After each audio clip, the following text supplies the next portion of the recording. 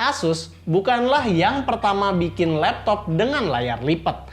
Tapi, apakah mereka membuat yang terbaik?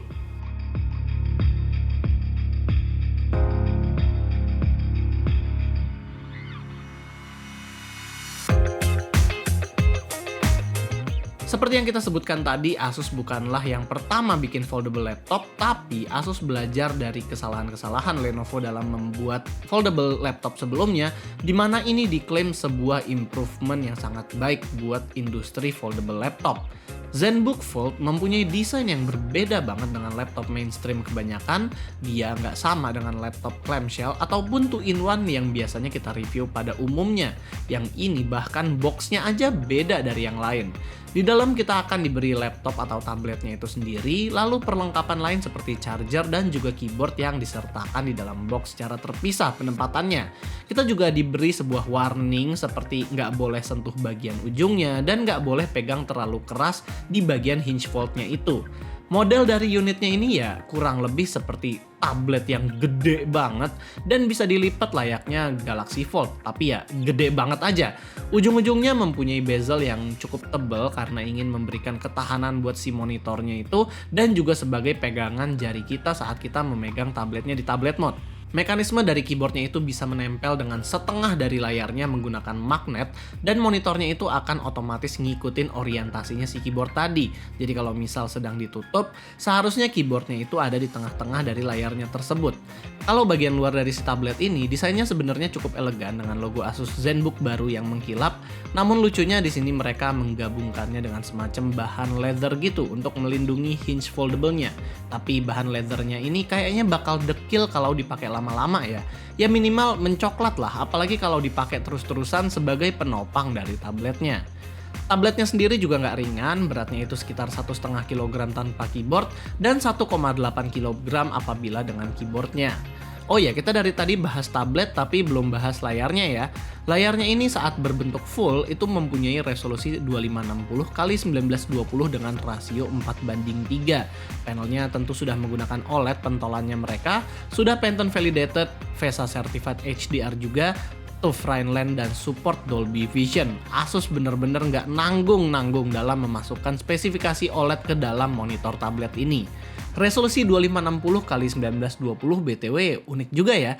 Kalau saat ditampilkan bersama dengan keyboard, resolusinya akan berubah menjadi 1920x1280 atau 1280 tersebut adalah setengahnya 2560 alias berubah menjadi Full HD+.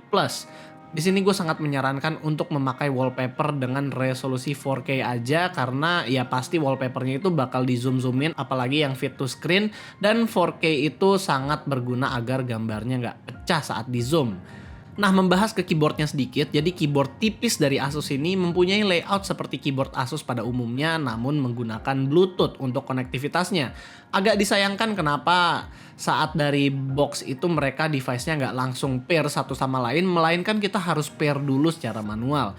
Tapi ya kalaupun mau di pair secara manual keyboardnya, ada Bluetooth control sih, jadi gampang.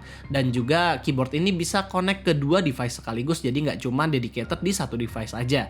Oh iya, charging keyboardnya juga memakai USB Type-C yang ada di sebelah kanannya ini, jadi keyboardnya ini bukanlah dicas saat connect dengan layarnya menggunakan magnet. Monitornya ini juga bisa dipakai di semua orientasi karena dia punya gyroscope. Kalau orientasi favorit kita ya pakai monitornya secara full atau desktop mode yang dimana keyboardnya itu terpisah aja. Karena ya ngapain kan punya layar gede yang dipakai cuma setengah. Orang beli layar 17 inch ya dipakai 17 inch dong. Buat konektivitas, ya namanya laptop tipis dengan teknologi unik, pastinya ya konektivitasnya nggak banyak ya. Di sini hanya ada audio combo jack, satu USB Type-C Thunderbolt 4 di bagian atas, dan satu lagi di bagian samping. Kayaknya pemisahan dua port Type-C ini dibuat agar nggak ada yang awkward chargingnya di semua orientasi. Biar kalau misalnya kita mau pindah-pindah orientasi, itu kita bisa pindahin juga casannya agar nggak menjambul seperti ini. Nah, kita udah ngomongin panjang lebar soal desain, kita belum sempat ngomong soal spesifikasinya.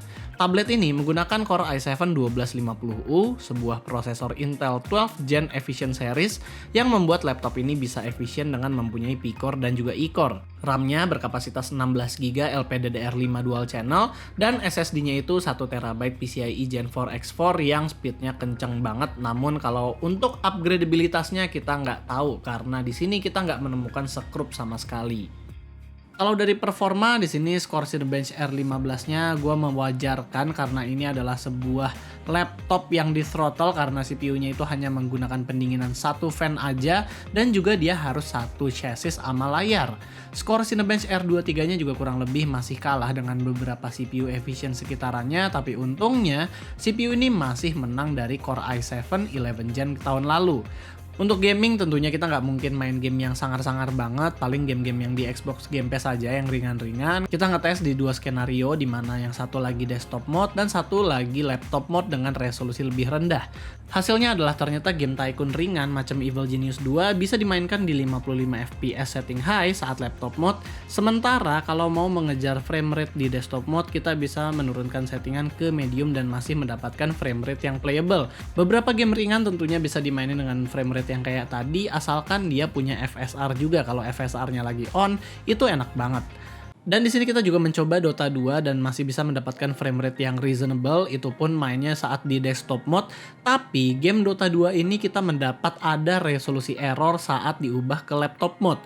Mungkin sih ada juga game yang nantinya punya isu yang sama. Jadi kalau misalnya nanti ada beberapa game yang ternyata nggak bisa diubah ke laptop mode atau punya isu di beberapa resolusi tertentu, ya mungkin karena memang gamenya itu tidak support untuk diubah-ubah resolusinya.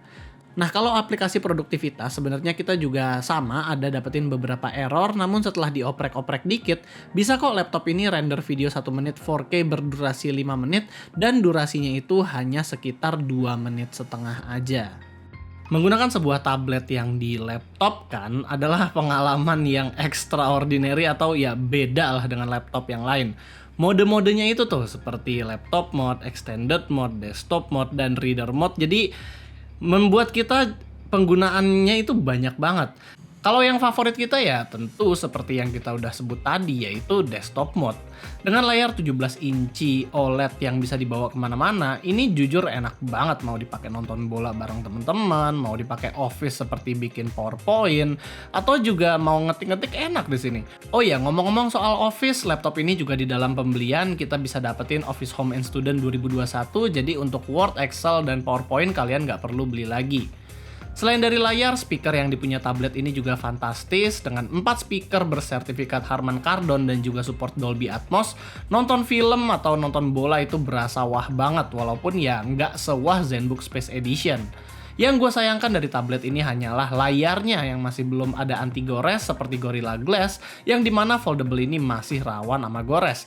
Dan kalau kita update ke yang terbaru, itu juga akan membuat tablet ini nggak support lagi sama stylus. Agak disayangkan ya, dimana layar sebesar ini kan maunya yang totalitas ya. Bahkan mungkin nggak sedikit anak desain yang mau beli monitor sebesar dan supportable ini untuk dijadikan kanvas. Semoga sih bisa diperbaiki ke depannya agar bisa dijadikan Wacom juga. Battery life-nya juga oke banget, berkat efisiensi Core i7 1250U-nya, video playback dengan resolusi Full HD, screen brightness 50 dan speaker 50%, laptop ini bisa bertahan sampai 14 jam. By the way, sedikit tambahan dari gue, Mike, yang udah nyoba sedikit kerja kreatif mainly edit foto dan video ringan. Ini berpotensi asik banget sebenarnya berkat layar begitu luas. Selama edit-edit foto pakai Lightroom ya berasa hampir pakai AIO touchscreen yang lapang sekali, baik untuk foto yang orientasinya landscape maupun portrait. Di luar kekurangan stylus, layar luas ini adalah sesuatu yang bisa dinikmati content creator karena ya nggak ada lagi alternatif layar 17 inci OLED resolusi tinggi yang bisa dilipat saat video ini dibuat. Edit video ringan bisa ya, bahkan untuk video resolusi 4K asalkan nggak pakai efek macem-macem, ya bisa lancar. But again, untuk pekerjaan-pekerjaan visual yang lebih berat, jelas sudah di luar kuasa CPU Intel seri U. Andai kedepannya ZenBook 17 Fold ini bisa punya GPU yang lebih mumpuni, rasanya bagaikan bisa bawa setup portable workstation layar luas, sekaligus keyboard wireless di dalam tas kecil. Untuk webcam, ini resolusinya sebenarnya bagus ya, 5 megapiksel, 4,9 untuk 4:3 atau 3,3 megapiksel untuk hasil 16:9 dan punya video up to Full HD 1080p.